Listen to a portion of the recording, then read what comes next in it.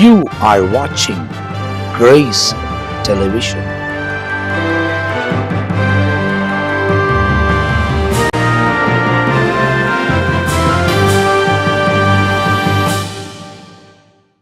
ஆண்டவராகிய இயேசு கிறிஸ்துவின் நாமத்தினால் உங்கள் யாவருக்கும் என் அன்பின் வாழ்த்துக்களையும் ஸ்தோத்திரங்களையும் நான் தெரிவித்துக் கொள்கிறேன். தேவனுடைய பெரிதான கிருபையால் மீண்டுமாய் உங்களை கிரேஸ் தொலைக்காட்சியின் வாயிலாய் சந்திப்பதிலே நான் மிகுந்த மகிழ்ச்சி அடைகிறேன். கர்த்தர் இந்த நாள் வரை நம்மை ஆசீர்வதித்து பாதுகாத்து இந்த 2020 ஆண்டின் இந்த 11ஆம் மாதத்துக்குள்ளாக தொடர்ந்து முன்னேறி கடந்து போவதற்கு ஆண்டவர் நமக்கு உதவி செய்து நடத்தி வருகிறார். இதுவரை நடத்தி கொண்டு வந்தவர் தொடர்ந்து நம்மை வழிநடத்துவதற்கு அவர் உண்மை உள்ளவராயிருக்கிறார். பிரியமானவர்களே, ஆண்டவரை மாத்திரம் சார்ந்திருங்கள், ஆண்டவரை உறுதியாய் பற்றி கொள்ளுங்கள். அவர் பொய் சொல்லுகிற தேவனும் அல்ல, மனம் மாறிவிடுகிற மனுபுத்திரனும் அல்ல. அவர் சொன்னதை சொன்னபடியே நிறைவேற்றுகிறவர். தம்முடைய பிரசனத்தை உங்க வாழ்க்கையில விளங்க பண்ணுகிறவர். உங்க குறைகளை நிறைவாக்குகிறவர். நீங்க எந்த சூழ்நிலையில் இருந்தாலும் ஆண்டவர் உங்களை புதுப்பித்து உங்களை நிலைநிறுத்தி சத்துருவின் தந்திரங்களுக்கு விலகி காத்து அற்புதமான பாதையிலே உங்களை நடத்துவதற்கு அவர் வல்லமை உள்ள தேவனாயிருக்கிறார். இப்போது இந்த 11ஆம் மாதத்துக்குள் நாம் போய் கொண்டிருக்கிறோம். உலகம் முழுவதும் நிறைய விதமான காரியங்கள் நம்ம கண்களுக்கு முன்பதாய் நடந்து கொண்டிருக்கிறது. வேதத்தில் உள்ள ஒவ்வொரு காரியமும் நம்முடைய காலத்துல துல்லியமாய் நிறைவேறி வருகிறதை நம்மால பார்க்க முடிகிறது.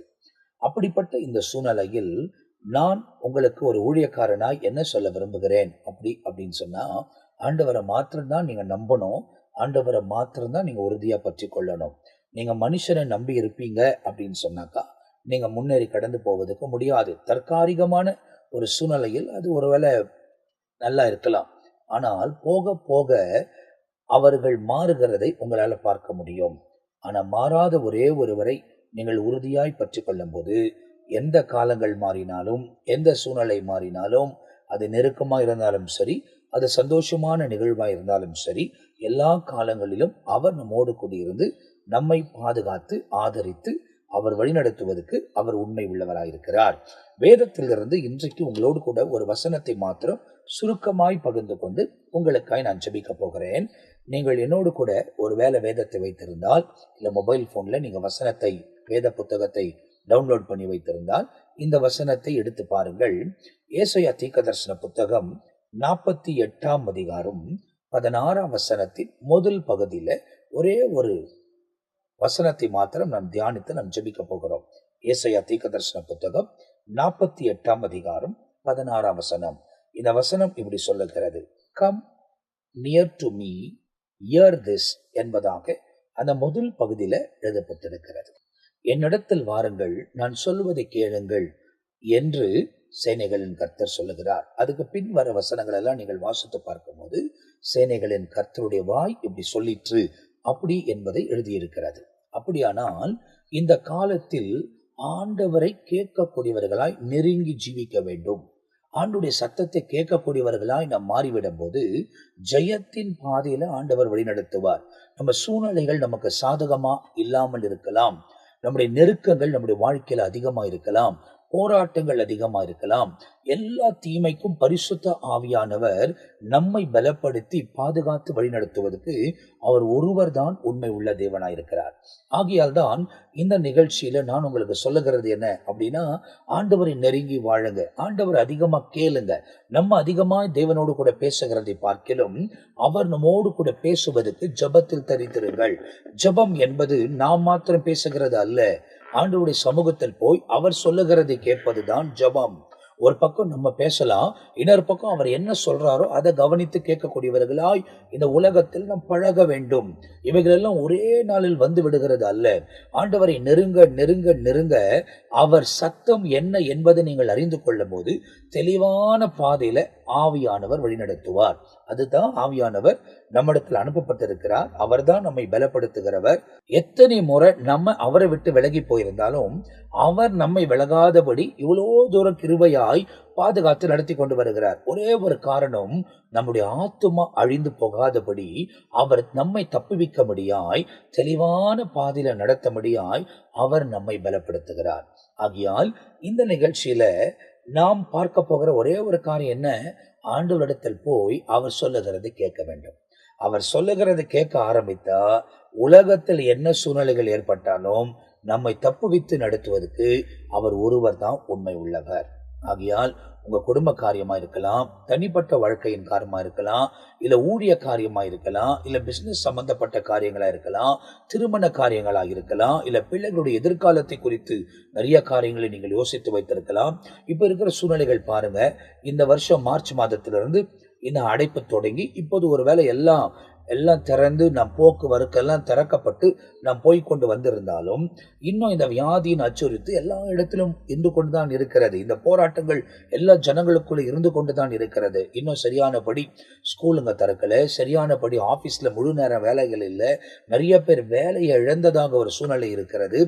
இப்போது தேசம் பஞ்சத்துக்குள்ள போக அப்படிப்பட்ட ஒரு காரியங்களுக்குள் நாம் போய் கொண்டிருக்கிறோம். பலவிதமான காரியங்கள் நம்முடைய காலகட்டாயத்தில் நடைபெற்று கொண்டிருக்கிறது. இதை குறித்து ஒவ்வொரு நாளும் நாம் அதிகமாய் வேத வசனத்தை இன்னும் அதிகமாய் பார்க்க போகிறோம். ஆனால் நாம் செய்ய வேண்டிய ஒரே ஒரு காரியம், கர்த்தருடைய சமூகத்தில் அவர் வார்த்தையை கேட்கத்தக்க கிருபை பெற்றவர்களாய் ஒவ்வொரு நாளும் அவருடைய ஆலோசனையின் பிரகாரம் நடப்போமானால் நம்ம எந்த காரியத்திலும் குறைவில்லாதபடி நடத்துவதற்கு அவர் உண்மை உள்ளவராக இருக்கிறார். தேசத்தை யாராவது ஆளுந்துன்னு போட்டோம், அது பற்றி நமக்கு பிரச்சனை இல்லை. நம்முடைய ராஜா சிங்காசனத்தில் வீற்றிருக்கிறார். அவர் சொன்னபடியே காரியங்களை நிறைவேற்றுவதற்கு அவர் உண்மை உள்ள தேவனாய் இருக்கிறார்.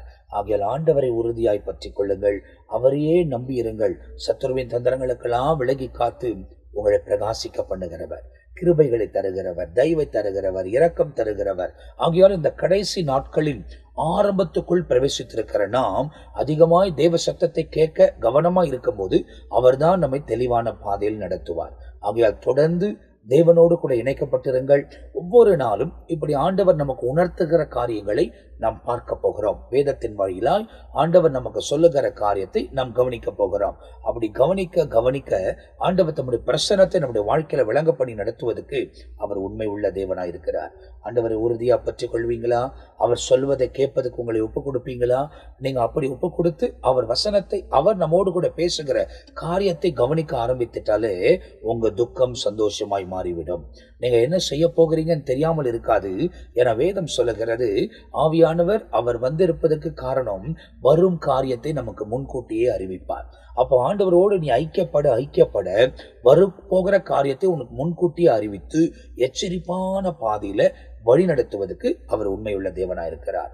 ஆண்டவரை உறுதியாய் பற்றி கொள்ளுங்கள், அவருக்கே கீழ்ப்படியுங்கள், அவரே உறுதியா பற்றி கொள்ளுங்கள். அவர்தான் நம்மை நடத்த போகிறவர். ஆகையால் இந்த நிகழ்ச்சியில் இந்த நாள் முதல் கொண்டு ஒரு 10 நிமிஷம் நம் கர்த்தருடைய வசனங்களை வேதத்தின் வழியா தியானிக்க போகிறோம். அப்ப இன்றைக்கு நாம் படிக்க கற்றுக்கொண்டது என்ன? ஏசாயா 48 அதிகாரத்துல 16 வசனம் சொல்லுகிறது, come near to me, here this என்பதாக சேனைகளின் கர்த்தர் சொல்லுகிறார். என்னிடத்தில் வாருங்கள், நான் சொல்லுவதை கேளுங்கள் என்று சேனைகளின் கர்த்தர் சொல்லுகிறார். அவரை கேட்க ஆரம்பிச்சிருங்க, உங்க வாழ்க்கை ஜெயமாய் மாறும். கர்த்தர் நிச்சயமாய் பெரிய காரியங்களை செய்வார். நான் உங்களுக்காக ஜெபிக்கட்டுமா? ஒரே ஒரு வினாடியில் உங்களுக்காக ஜெபிக்க போகிறேன். என்னோடு கூட சேர்ந்து ஜெபியுங்கள். நாம் ஜெபிப்போம். நல்ல பிதாவே, இந்த நிகழ்ச்சியை பார்க்கிற ஒவ்வொருவருக்காக நான் ஜெபிக்கிறேன். அப்பா, அவங்க வாழ்க்கையில் இருக்கிற எல்லா துக்கமும் சந்தோஷமாய் மாறட்டும். உங்களுடைய வார்த்தையை கேட்கிற பிள்ளைகளாய் இவர்களை திருப்பிக் கொள்ளும். தொடர்ந்து ஆலோசனைகளை தாரும், தொடர்ந்து பலப்படுத்தும். சத்துருவின் எல்லா தந்திரங்களுக்கு விலகி காத்து அற்புதமான பாதையில நீர் இவர்களை வழிநடத்த வேண்டுமாய் இயேசுவின் நாமத்தில் ஜெபிக்கிறப்பா.